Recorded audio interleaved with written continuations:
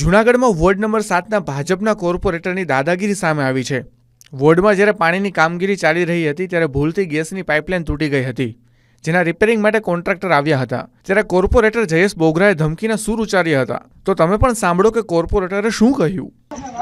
તમારા માણસો મર્યાદાને તૂટતો નહીં કીધું કે મર્યાદાને તૂટતો મારી ફાડી નાખે કોઈ તમે ગમે નહીં ગમે ઓલામાં ફોન કરતો ને ના બરાબર એ બે વસ્તુ બે તરફથી થઈ તો જેને મેં કીધું શાંતિથી આપણે હા ને મર્યાદામાં હવે કઈ દેજો પેલા જે હતું હવે ઈ નથી।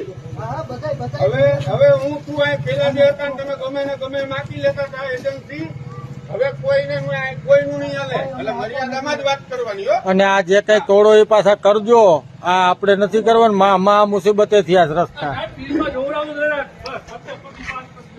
હાલી નીકળ્યા છો। મર્યાદા માણસોને મોકલવાના સમજાવીને મોકલવાના, મર્યાદા ચૂકવાની નહીં।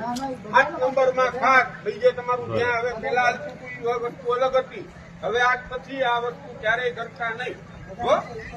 હા બધા માટે એક જ વસ્તુ, બાકી વાડીએ લઈ જાય ને તો ત્યાં બધી સિસ્ટમ છે વિકાસ એવું આપણે નથી કરવું।